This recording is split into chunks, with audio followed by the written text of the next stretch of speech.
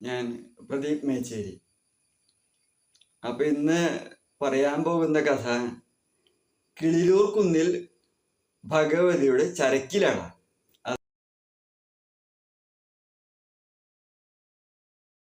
അതാണ് ഇന്ന് പറയാൻ പോകുന്ന കഥ. അപ്പൊ കേരളത്തിലെ അമ്പലങ്ങളില് നിവേദ്യങ്ങള് പലതും പ്രധാനമായിട്ടുണ്ടല്ലോ. ഇപ്പൊ അമ്പലപ്പുഴ പാൽപ്പായസം, ചോറ്റാനിക്കര കടുംപായസം, തിരുവാർപ്പിൽ ഉഷപ്പായസം, ചേർത്തല തടി, കൊട്ടാരക്കര അപ്പം. അപ്പൊ അതുപോലെ തന്നെ വളരെ പ്രസിദ്ധമായിട്ടുള്ള ഒരു വഴിപാടാണ് കിളിരൂർ കുന്നിൽ ഭഗവതിയുടെ ചരക്കിലട നിവേദ്യം. അപ്പൊ ഇത് വലിയ ഉരുളിയിലാണ് അനവധി അടയുണ്ടാക്കണം. എന്നിട്ട് ഭഗവതിക്ക് അത്താഴ പൂജയ്ക്കാണ് ഈ അട നേദിക്കല്. അപ്പൊ അതിന് വലിയ ചെലവ് വരുന്ന ഒരു വഴിപാടാണ്. അപ്പൊ പിന്നെ നാമമാത്രമായിട്ടൊക്കെ ആൾക്കാർ ചെയ്യലുണ്ട് ചരക്കിലട വഴിപാട്. പക്ഷെ അതുകൊണ്ട് അതിന്റെ പൂർണ്ണമായിട്ടുള്ള ഫലം കിട്ടൽ കുറവായിരിക്കും എന്നാണ് കേട്ടിട്ടുള്ളത്. അപ്പൊ അത് അങ്ങനെ ഒരു വഴിപാട് തുടങ്ങാനുണ്ടായ സാഹചര്യം ആ ഒരു കഥയാണ് ഇപ്പൊ ആദ്യം ഞാൻ പറയാൻ പോകുന്നത്. അപ്പൊ ഈ ക്ഷേത്രത്തിലെ തന്ത്രി ഭദ്രകാളി മറ്റപ്പിള്ളി നമ്പൂതിരിയാണ് ഈ ക്ഷേത്രത്തിന്റെ തന്ത്രി. അപ്പൊ ക്ഷേത്രത്തിലെ പ്രാണപ്രതിഷ്ഠ പൂജയൊക്കെ കഴിഞ്ഞതിന് ശേഷം അന്ന് രാത്രി ഈ തന്ത്രിക്ക് ഒരിക്കലാണ്. അപ്പൊ രാത്രി ഊണ് കഴിക്കില്ല, പലഹാരമായിട്ട് എന്തെങ്കിലും കഴിക്കണം വേണ്ട. അപ്പൊ അമ്പലത്തിന്റെ പ്രധാനമുള്ള മേന എന്ന് പറഞ്ഞിട്ടുള്ള അവരോട് ഇപ്പൊ ഇങ്ങനെ പുഴുക്കല്ലിരി കുറച്ച് പൊടിച്ച് വെക്കണം. അപ്പൊ എന്നിട്ട് ശാന്തിക്കാരോട് പറഞ്ഞിട്ട് കൊഴുക്കട്ട ഉണ്ടാക്കി രാത്രി കഴിക്കാം എന്നുള്ള ഒരു ഉദ്ദേശിച്ചിട്ടാണ് അപ്പൊ അമ്പലത്തിന്റെ ആൾക്കാരെയൊക്കെ പറഞ്ഞ് ഏൽപ്പിച്ചത്. അപ്പൊ ഈ അതിന്റെ മേനവൻ എന്ന് പറയുന്ന ആ ഒരു അമ്പലത്തിലെ കാര്യക്കാര് ഈ കാരനെ ഏൽപ്പിച്ചു ഇങ്ങനെ അരിപ്പൊടി. പക്ഷെ അയാൾക്ക് എന്തുകൊണ്ട് മനസ്സിലായത് ഉണക്കല്ലരിപ്പൊടി എന്നാണ്. അപ്പൊ അയാള് വേഗം ഉണക്കല്ലരിപ്പൊടിയൊക്കെ ഉണ്ടാക്കി ശാന്തിക്കാരനെ ഏൽപ്പിച്ചു. അപ്പൊ ശാന്തിക്കാരൻ ചെയ്ത എന്താ, ഉണക്കല്ലരിപ്പൊടിയാണല്ലോ, പുഴുക്കല്ലിയുടെ പൊടിയല്ലേ പറഞ്ഞത്. അപ്പൊ അയാൾക്ക് മനസ്സിലായത് ഉണക്കല്ലരിപ്പൊടി എന്നാണ്. അപ്പൊ അയാൾക്ക് മനസ്സിന് വലിയ വിഷമായി. ഇനിയിപ്പോ അമ്പലത്തിന്റെ ഉടമസ്ഥന്മാര് ചീത്ത പറയുമോ, അല്ലെങ്കിൽ താന്ത്രിക്ക് അലോഗ്യാവോ എന്നൊക്കെ ആയിട്ട് ആൾക്ക് മനസ്സിൽ വല്ലാത്തൊരു വേവലാതിയായി. അത് മാത്രല്ല, ഇപ്പൊ കുറച്ചെങ്കിലും സമയം ഉണ്ടെങ്കിൽ അയാള് വീണ്ടും പോയി ഉണക്കല്ലരി തന്നെ പുഴുക്കല്ലരി തന്നെ പൊടിച്ചു കൊടുക്കുമായിരുന്നു. അപ്പൊ അതിനുള്ള സമയവും ഇല്ല. ഇതൊക്കെ ഉണ്ടാക്കാനും ഒക്കെ നേരം വേണമല്ലോ.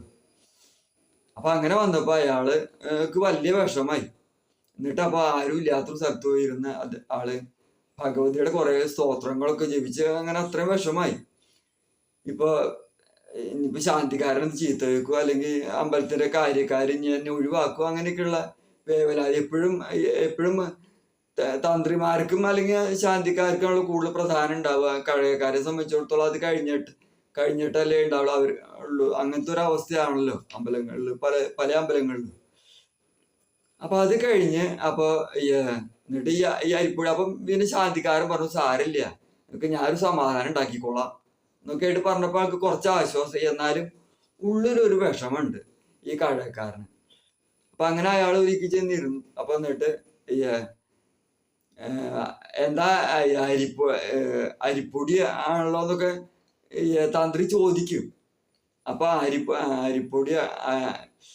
അരിപ്പൊടി കൊണ്ട് അട ഉണ്ടാക്കി, നന്നായിട്ട് ഉണ്ടാക്കി. അപ്പൊ എന്താ ഈ അടയാക്കിയത്, ഞാൻ കൊഴുക്കട്ടയാണല്ലോ പറഞ്ഞെന്ന് തന്ത്രി ചോദിക്കുക. അപ്പൊ പറഞ്ഞു, എനിക്ക് കൊണ്ടുവന്ന് തന്നത് ഉണക്കല്ലരിയുടെ പൊടിയാണ്. അപ്പൊ ഉണക്കല്ലരി പൊടി ആകുമ്പോ പിന്നെ കൊഴുക്കട്ടയൊന്നും ഉണ്ടാക്കാൻ പറ്റില്ല, അതുകൊണ്ടാണ് ഞാൻ അട ഉണ്ടാക്കിയത്. അട ഉണ്ടാക്കിയത് എന്തായാലും വളരെ നന്നായി, എനിക്ക് സന്തോഷമായി എന്തായാലും അട. അപ്പൊ ഈ അട ഉണ്ടാക്കിയോണ്ട് അത് ഭഗവതിക്ക് അത്താഴ പൂജയ്ക്ക് നേദിച്ചിട്ട് കഴിക്കാല്ലേ, അതല്ലേ നല്ലത് എന്ന് തന്ത്രി ശാന്തിക്കാരനോട് ചോദിച്ചു. അപ്പൊ ശാന്തിക്കാരൻ പറഞ്ഞു, അതെ തന്നെയാണ് നല്ലത്. അപ്പൊ അത് കഴിഞ്ഞ് എന്നിട്ടിപ്പോ ശാന്തിക്കാരൻ അട ഇപ്പോ കൊഴുക്കട്ടയേക്കാൾ കുറച്ചും കൂടി കൂടുതൽ സന്തോഷമായി എന്ന് തന്നെ പറയാം. സുഖമായിട്ട് കഴിച്ച് കിടന്നുറങ്ങി. അപ്പൊ സാധാരണ ഈ ഒരിക്കലിന്റെ അന്നാണെങ്കിൽ തന്ത്രിക്ക് ഉറക്കമൊക്കെ വളരെ കഷ്ടിയ പതിവ്. കാരണം സാധാരണ ഊണ് കഴിക്കുന്ന ആളാണ്. അപ്പൊ ഈ പലഹാരം എന്തെങ്കിലും കഴിച്ചാൽ എന്തായാലും ഊണ് കഴിച്ചൊരു തൃപ്തി കിട്ടില്ല. അപ്പൊ അതുകൊണ്ട് ഉറക്കത്തിനും അത് വല്ലാണ്ട് ബാധിക്കും. അപ്പൊ ഇന്ന് ഈ അട കഴിച്ച ദിവസം അദ്ദേഹം സുഖമായിട്ട് അങ്ങോട്ട് ഉറങ്ങി. അപ്പൊ അത് വലിയ സന്തോഷമായി. അപ്പൊ അത് കഴിഞ്ഞ് ഉറക്കമൊക്കെ കഴിഞ്ഞ് ഉറക്കത്തിന്റെ ഇടയിൽ ഒരു സ്വപ്നം ഭഗവതി പ്രത്യക്ഷപ്പെട്ട് പറഞ്ഞ പോലെ ഒരു സ്വപ്നം കണ്ടു. എനിക്ക് ഇനി സ്ഥിരം വൈകുന്നേരം ഇങ്ങനെ ഈ അത്താഴ പൂജയ്ക്ക് അട വേണം എന്ന് പറഞ്ഞ പോലെ ഒരു സ്വപ്നം അദ്ദേഹം കാണുകയും ചെയ്തു. അപ്പൊ തന്ത്രി അപ്പൊ പിറ്റേ ദിവസം കാലത്തായി പറഞ്ഞു പോയ ഇനിയിപ്പൊ അത്താഴ പൂജയ്ക്ക് സ്ഥിരം അടി ആയിക്കോട്ടെ. അപ്പൊ അമ്പലത്തിലുള്ള ആൾക്കാർക്കൊക്കെ സന്തോഷം, അതാവാം, അതിനുള്ള ഏർപ്പാടൊക്കെ ചെയ്യാം എന്നൊക്കെ ആയിട്ട് പറഞ്ഞു.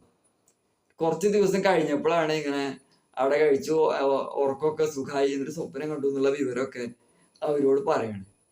അപ്പൊ ഇതൊക്കെ കേട്ടതോടുകൂടി അമ്പലത്തില് പല ആൾക്കാരായിട്ട് ധാരാളം വഴിപാടുകൾ, ഈ ചരക്കിലട എന്നാണ് അതിന്റെ പേരായിട്ട് വഴിപാടുകൾ വന്നു തുടങ്ങി. അപ്പൊ അങ്ങനെയാണ് ഈ ചരക്കിലട വഴിപാട് അമ്പലത്തിൽ തുടങ്ങാൻ ഉണ്ടായിട്ടുള്ള ഒരു സാഹചര്യം. ഇതിനു പുറമെ ഒന്ന് രണ്ട് സംഭവങ്ങളും കൂടി അവിടെ ഉണ്ടായിട്ടുണ്ട്. അപ്പൊ അതിനെ കുറിച്ചും കൂടി ഒന്ന് പറയാം. അപ്പൊ ഈ വൈക്കം ക്ഷേത്രത്തിൽ വെച്ച ഒരു സന്ധ്യവേല പതിവുണ്ട്. അപ്പൊ ഈ സന്ധ്യവേലയ്ക്ക് വേണ്ട സാധനങ്ങളൊക്കെ ഈ സർക്കാർ മുഖം എന്നൊരു സ്ഥലം ഉണ്ട്. അപ്പൊ അവിടുത്തെ ആൾക്കാരെ വകെ ഒരു സന്ധ്യവേല പതിവുണ്ട്. അപ്പൊ അങ്ങനെ ഈ സന്ധ്യവേല നടത്താൻ വേണ്ടി അപ്പൊ അവിടെയുള്ള ആൾക്കാരൊക്കെ കൂടി, അപ്പൊ പാർവത്യാരെന്നാണ് പറയണത്. അപ്പൊ അവരും സർക്കാർ സർവീസിലുള്ള ആൾക്കാര്, അപ്പൊ അവര് ഈ വേണ്ട സാധനങ്ങളൊക്കെ കൂടി സംഘടിപ്പിച്ച് അങ്ങനെ വൈക്കത്ത് കൊടുക്കുക, എന്നിട്ട് അവിടെ വെച്ച് നടത്തുക. ഇതാണ് ഇതിന്റെ ഒരു രീതി. അപ്പൊ ഈ സാധനങ്ങളൊക്കെ സംഘടിപ്പിച്ച് പോകുന്നതിന് മുൻപ് അപ്പൊ ആ സർവീസിലുള്ള ആൾക്കാര് ഒരു ചരക്കിലട വഴിപാട് കിളിരൂർ കുന്നിൽ ഭഗവതിക്ക് നടത്തിയിട്ടാണ് അവർ പോവാറ്. അപ്പൊ അങ്ങനെയാണ് ആ ഒരു മുഖം എന്നുള്ള ഒരു സ്ഥലത്തെ ഒരു രീതി. അപ്പൊ അങ്ങനെ അത് തുടരുകയും ചെയ്തിരുന്നു. അപ്പൊ കുറച്ചു കാലം കഴിഞ്ഞപ്പോ ഈ ആൾക്കാര് ഈ സർക്കാർ ഇതിന്ന് വിട്ട് ആൾക്കാർ, ഒരു കുത്തകയായിട്ടുള്ള ആൾക്കാര് ഈ ഇത് ചെയ്യാന്നുള്ളൊരു തീരുമാനമായി. അപ്പൊ അങ്ങനെ വന്നപ്പോ എന്തുണ്ടായി, ഈ ആൾക്കാര് എല്ലാ സാധനങ്ങളും കൂടി ഈ വൈക്കം ക്ഷേത്രത്തിൽ കൊണ്ടെത്തിക്കും. അപ്പൊ ഈ ഭഗവതിക്കുള്ള ചരക്കിലടയുടെ വഴിപാടിന്റെ പരിപാടി ഇല്ല. അങ്ങനെ അപ്പൊ അങ്ങനെ വന്നപ്പോ കുറച്ചു ദിവസം അപ്പൊ ഈ സന്ധ്യവേല നടത്തുന്ന സമയത്താകുമ്പോ ഒന്നുകിൽ പായസത്തിൽ ഒരു മുടി, അല്ലെങ്കിൽ എന്തെങ്കിലും ഒരു ജീവി ചത്ത് കിടക്കുക, ഇങ്ങനെ പലതരത്തിലുള്ള ദുശകനങ്ങൾ ഇങ്ങനെ കാണാം. അപ്പൊ 2 കൊല്ലമൊക്കെ അവര് സാരില്ല എന്ന് വിചാരിച്ചു. ഇത് സ്ഥിരമായിട്ട് ഇങ്ങനെ വന്ന് കണ്ടപ്പോ അവര് നല്ലൊരു പ്രശ്നക്കാരനൊക്കെ വിളിച്ച് നോക്കിച്ചപ്പോ അവര് പറഞ്ഞു, ഇപ്പൊ മുമ്പൊക്കെ തലേ ദിവസം ഭഗവതിക്ക് ചരക്കിലട വഴിപാട് നടത്തിയിട്ടാണ് ഈ സന്ധ്യവേലക്കുള്ള സാധനങ്ങളൊക്കെ കൊണ്ടുവന്നത്. ഇപ്പൊ അത് ആ വഴിപാട് ഇല്ല, എന്താണ് ഇപ്പൊ ചെയ്യണേ. അപ്പൊ അത് കാരണം മേലാൽ സർക്കാരിൽ നിന്ന് തന്നെ ഈ ചരക്കിലട വഴിപാട് കഴിച്ച് പഴയ പോലെ തന്നെ വേണമെന്ന് പ്രശ്നക്കാരൻ വിധിച്ചു. പിന്നെ അങ്ങനെ അത് മുതൽക്ക് പിന്നെ അതേ രൂപത്തിൽ തന്നെ തുടർന്നു. പണ്ടൊരിക്കലും ഒരു സ്വാർത്ഥനായിട്ട് ഒരു പ്രവൃത്തിയാര് ഉദ്യോഗസ്ഥന്മാരെ വേണമെങ്കിൽ കരുതാം. അപ്പൊ അങ്ങനെ ഒരാള് ഒരു ചരക്കിലട വഴിപാട് നടത്തിയ കഥയുണ്ട്. അപ്പൊ ഈ ചരക്കിലട വഴിപാട് നടത്തുകയാണെങ്കിൽ അമ്പലത്തില് അവകാശികളായിട്ട് അനവധി പേരുണ്ടാവും. ഇതുമായിട്ട് ബന്ധപ്പെട്ട് കുറെ ആൾക്കാരുണ്ട്. അപ്പൊ അവർക്കൊക്കെ അട കൊടുക്കണം. അത് മാത്രമല്ല, പിന്നെ അവിടെ തൊഴാൻ വന്നിട്ടുണ്ട് ആൾക്കാര്. പിന്നെ ഈ ചരക്കിലട വഴിപാടുണ്ടെങ്കിൽ കുട്ടികളാണെങ്കിൽ ആ കുട്ടികളായിട്ടുള്ള ഒരു അനവധി പേര് വരും. അപ്പൊ അവർക്കൊക്കെ കൊടുക്കണം. എന്നാൽ ഇതൊക്കെ ഭഗവതിയുടെയും കൂടി ഒരു ആഗ്രഹമാണ് ആൾക്കാർക്ക്. എന്നാൽ അതുകൊണ്ട് ഈ വഴിപാട് നടത്തുന്ന ആൾക്ക് കിട്ടാതെ വരില്ല. അപ്പൊ അങ്ങനെ അതിൻ്റെ ഒരു രീതി. അപ്പൊ ഒരിക്കലൊരു പ്രവൃത്തി എന്നുവെച്ചാൽ ഈ സന്ധ്യവേലയ്ക്ക് പോണതിന് മുമ്പ് ചരക്കിലട വഴിപാട് കഴിച്ചിട്ടാണല്ലോ ഈ സന്ധ്യവേലയ്ക്ക് പോവുക. അപ്പൊ അങ്ങനെ ഈ ചരക്കിലട വഴിപാട് കഴിക്കുമ്പോൾ അവിടെ അമ്പലത്തിലുള്ള അവകാശികളായിട്ടുള്ള ആൾക്കാർക്കൊക്കെ വഴിപാട് കഴിച്ച് അടയൊക്കെ കൊടുത്തു. പിന്നെ അവിടെയുള്ള ആൾക്കാർക്ക് കുറച്ച് പേർക്ക് കൊടുത്തു. അനവധി കുട്ടികൾ വന്നു. കുട്ടികളെ അടക്കി വന്നിട്ട് കുട്ടികൾക്ക് ഒന്നും കൊടുത്തില്ല. അപ്പൊ എന്നിട്ട് കുട്ടികളൊക്കെ ഉള്ളില് വിഷമി, ചിലരൊക്കെ കരഞ്ഞും കൊണ്ടൊക്കെ പോയി, അയ്യോ അവിടെയൊന്നും കിട്ടിയില്ല. അപ്പൊ അവിടെ കിട്ടിയ കുറച്ച് പേര് ഓരോ നുള്ളൊക്കെ ഇത്തിരിച്ച് ഈ കുട്ടികൾക്കൊക്കെ കൊടുത്തു. അപ്പൊ അങ്ങനെ പോയി. എന്നിട്ട് ഈ ബാക്കിയുള്ള അട മുഴുവൻ ഈ പ്രവൃത്തിയാരെ വീട്ടിലേക്ക് കൊടുത്തു വിട്ടു. എന്നിട്ട് പ്രവൃത്തിയാര് ഈ സന്ധ്യാവേലയ്ക്ക് വേണ്ടി വൈക്കത്തേക്ക് വഞ്ചിയിൽ പോവുകയാണ്. അപ്പൊ വഞ്ചിയിൽ ഇങ്ങനെ പോയി പകുതി ദൂരെ എത്തിയപ്പോഴേക്കും ഒരു ഭയങ്കര കാറ്റ്. അപ്പൊ അങ്ങനെ ഒരു കാറ്റൊന്നും പതിവില്ലാത്തതാണ്. അപ്പൊ കുറച്ച് ഇപ്പൊ നിക്കുന്ന വിചാരിച്ചു ഇത് സാരില്ല. അപ്പൊ അത് കഴിയുമ്പോ ഈ കാറ്റ് ഇങ്ങനെ കൂടുകയാണ്. അപ്പൊ കൂടെയും സഹായത്തിന് കുറച്ച് പേരൊക്കെ ഉണ്ട്.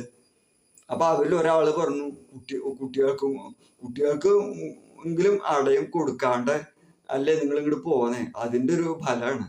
ഇപ്പോ അത് മാത്രല്ല, ഇയാൾ ഇതിന്റെ ഇടയിൽ വൈക്കത്തപ്പനെ പ്രാർത്ഥിക്കലും ഒക്കെ ചെയ്യുന്നുണ്ട്.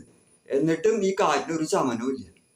ആ സമയത്താണ് കൂടെയുള്ള ഒരാൾ പറഞ്ഞേ, കുട്ടികൾക്ക് ഒട്ടും കൊടുത്തില്ലല്ലോ ഇത്രയൊക്കെ അടി ഉണ്ടാക്കിയിട്ട്, അപ്പൊ അവർക്കൊക്കെ വലിയ വിഷമം ഉണ്ടാവും.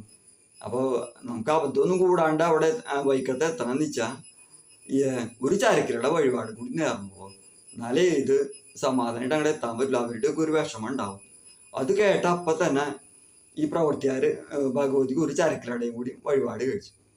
വഴിപാട് നേർന്നു. അപ്പൊ അതോടുകൂടി ഈ കാറ്റും ഇതൊക്കെ നിന്ന് വൈക്കത്ത് ബുദ്ധിമുട്ടൊന്നും ഇല്ലാണ്ട് എത്തി. അപ്പൊ അവിടെ ഈ സാധനങ്ങളൊക്കെ ഏൽപ്പിച്ചു, സന്ധ്യവേലക്കുള്ള സാധനങ്ങൾ. അത് കഴിഞ്ഞ് നേരെ ആളുടെ വീട്ടിലേക്ക് പോയി. വീട്ടിലേക്ക് അന്വേഷിച്ചു. വീട്ടിലും കുഴപ്പമൊന്നുമില്ല. അപ്പൊ ആൾക്ക് അതും പേടിയായി, ഇപ്പൊ ഇതോട് വീട്ടിൽ വല്ല കുഴപ്പമുണ്ടാവുക. അപ്പൊ അന്വേഷിച്ചപ്പോൾ അതിലും കുഴപ്പമൊന്നുമില്ല. അത് കഴിഞ്ഞ ആള് തിരിച്ചു വന്ന് വീണ്ടും ഒരു ചരക്കിലടയും കൂടി ഭഗവതിക്ക് കഴിച്ചിട്ടാണ് കഴിക്കുക. അങ്ങനെ ഒരു സംഭവം ഉണ്ടായിട്ടുണ്ട്. അപ്പൊ ഇത് രണ്ടാമത്തെ ഒരു ഇത്. ഈ കിളിരൂരിനടുത്ത് ചെങ്ങളം എന്നൊരു പേരിലൊരു സ്ഥലമുണ്ട്.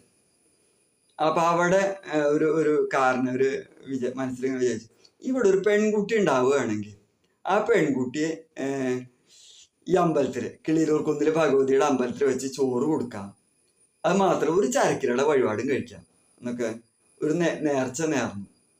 അപ്പൊ അത് കഴിഞ്ഞ് അധികം താമസമില്ലാണ്ട് ഈ അവിടുത്തെ ഈ കാരണവരുടെ കുടുംബത്തിലെ ഒരു സ്ത്രീ പ്രസവിച്ചു, പെൺകുട്ടിയൊക്കെ ആയിട്ടുണ്ടായി. അപ്പോൾ ആ കുട്ടിക്ക് 6 മാസം ഒക്കെ ആയപ്പോൾ എന്നാ ചോറ് കൊടുക്കാൻ വേണ്ടി കിളിരൂർ കുന്നിലേക്ക് കൊണ്ടുവരികയാണ്. അപ്പൊ അവിടെ ചോറ് കൊടുക്കാൻ പുറപ്പെടാറായപ്പോഴേക്കും കുട്ടി പെട്ടെന്ന് ബോധം കെട്ടങ്ങോട്ട് വീഴും. അപ്പൊ അവർക്കൊക്കെ വലിയ വിഷമായി. ഇപ്പൊ എന്താ വേണ്ടതെന്ന് വെച്ചില്ല.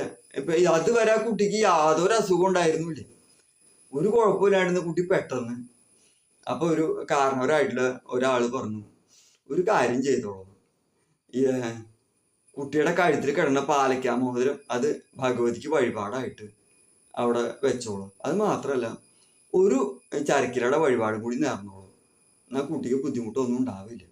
അപ്പൊ ആ വഴിപാട് അങ്ങോട്ട് നേർന്ന് കുറച്ച് കഴിഞ്ഞപ്പോഴേക്കും ഈ കുട്ടിക്ക് കൂടെ ബോധമൊക്കെ വന്നു. പിന്നെ കുഴപ്പമൊന്നും ഉണ്ടായാലും ചോറൂണൊക്കെ ഭംഗിയായിട്ട് നടന്നു. അപ്പൊ അവര് 2 ചരക്കിലട വഴിപാട് അവരെ വകയായിട്ട് നടത്തി. അപ്പൊ അവിടെയുള്ള ആൾക്കാർക്കൊക്കെ ധാരാളം അടയൊക്കെ കൊടുത്ത് അങ്ങനെ അവർ ആ വഴിപാട് കഴിച്ചു. പക്ഷെ അതിൽ പിന്നെ അപ്പൊ ഭഗവതിയുടെ ആഭരണങ്ങളുടെ കൂട്ടത്തില് ഈ പാലക്കാമോതിരം ഇപ്പോഴും സൂക്ഷിച്ചിട്ടുണ്ട്. അപ്പൊ ഭഗവതിക്ക് പാലക്കാമോതിരം വഴിപാട് വേണ്ടെന്നാണ് ഇപ്പൊ ഭഗവതിയുടെ ഒരു നിശ്ചയം എന്നാണ് ഈ കഥയിൽ പറയണത്. അതെ, അപ്പൊ അങ്ങനെയാണ് ഇത്. അപ്പൊ ഇങ്ങനെ ഒരു കഥയും കൂടി ഇതിലുണ്ട്. അപ്പോൾ എല്ലാവരും ഇത് കണ്ട് അഭിപ്രായങ്ങളൊക്കെ രേഖപ്പെടുത്തുക.